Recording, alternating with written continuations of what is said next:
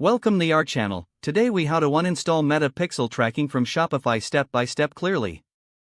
To uninstall Meta Pixel tracking from your Shopify store, start by logging into your Shopify. Navigate to the online store section found in the left-hand sidebar. Click on Preferences. Scroll down to the Facebook Pixel section.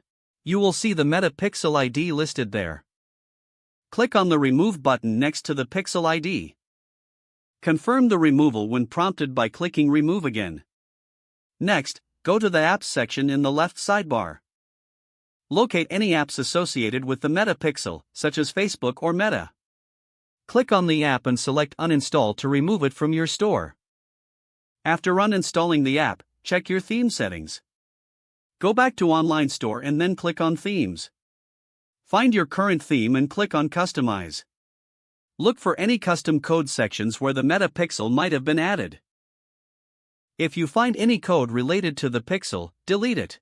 Once all the Pixel references are removed, save your changes. Finally, clear your browser cache to ensure the changes take effect. You have successfully uninstalled the Meta Pixel tracking from your Shopify store.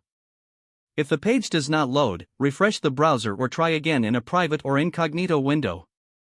Make sure you are using the correct email address, then retype it carefully to avoid small typos. If your password is not accepted, use the reset option and create a new strong password you can remember. Check your spam folder for verification or security emails, then complete any requested confirmation steps. Enable two-factor authentication if available to improve account security and reduce unauthorized access risk. After signing in, review your profile details so your contact information and settings are accurate and current. If you see an error message, note it down and try again after restarting your device and internet connection. Log out when you finish, especially on shared devices, to keep your account and payment information secure. If the page does not load, refresh the browser or try again in a private or incognito window. Make sure you are using the correct email address, then retype it carefully to avoid small typos. If your password is not accepted, use the reset option and create a new strong password you can remember.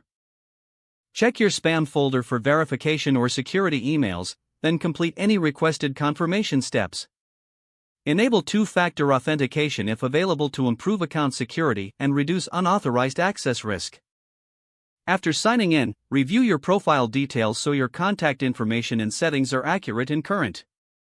Don't forget to like this video and subscribe to our channel for more step-by-step tech guides.